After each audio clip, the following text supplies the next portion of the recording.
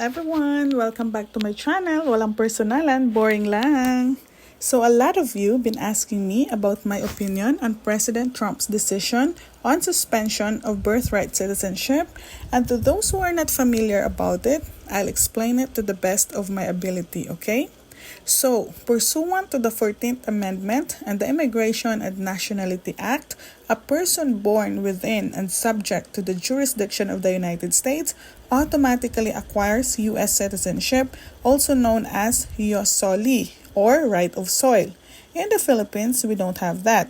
Ours is ius sanguinis, or right of blood, meaning the person's nationality or citizenship is determined by their parents' citizenship.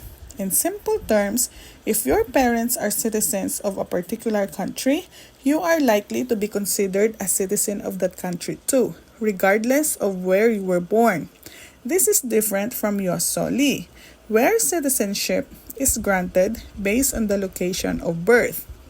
The 14th Amendment was adopted in the aftermath of the U.S. Civil War as part of the effort to ensure the rights of former slaves and their children, but over time, some foreigners been abusing this birthright citizenship law of the United States, and it's becoming birth tourism.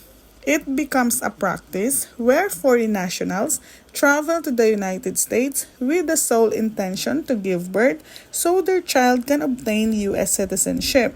Actually, I have already talked about this in one of my videos, and this could be one of the reasons of denied entry to the US.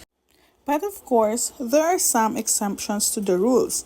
There are instances that US government allowed birth tourism, but only if the individual follows specific guidelines and complies with immigration regulations, especially for medical purposes like delicate pregnancies, and to ensure the safety of both the mother and the child, you seek medical assistance in the United States. And if you can afford it, why not? Do you have any medical paperwork saying how far along you are? Do you have ultrasounds on you? Do you have any letters? And the reason I ask this is when you travel from another country and you get on a plane, normally you need approval from your doctor saying so-and-so can travel. So do you have that with you?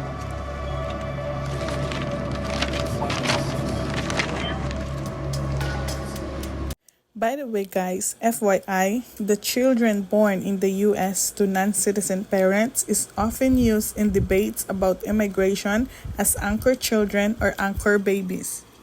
So now, when it comes to my opinion about President Trump's decision to end birthright citizenship, we may agree to disagree, but first of all, their country, their rules.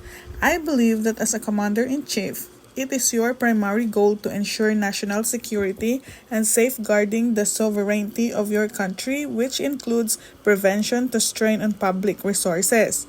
And this is not just Trump, because President Obama deported 5.3 million illegal immigrants during his term, and nobody is even talking about it. Plan to enter the U.S. illegally, your chances of getting caught and sent back just went up. If you're a criminal, you'll be deported. What I'm describing is accountability, a common sense middle ground approach. So, few reasons have been pointed out as to why some advocate for it, and the number one is the prevention of birth tourism. Once a child is a U.S. citizen, they are eligible for government programs like healthcare, education, and food assistance, which they believe could place additional strain on taxpayer-funded programs. Plus, the non-citizen parents may indirectly benefit from these programs by living in households where the child's benefits cover shared resources.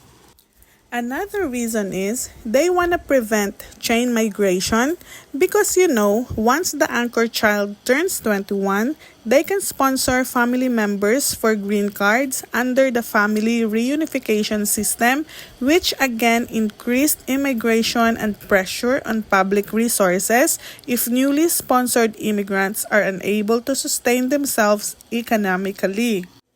Lastly is to prevent perceived incentives for illegal immigration. Critics of birthright citizenship argue that the policy creates a pull factor for undocumented immigration. Families might enter the U.S. illegally to have a child with the belief that the child's citizenship can provide a degree of protection against deportation and other immigration enforcement actions. So now, my takeaway on this matter is just simple. Learn to respect for sovereignty.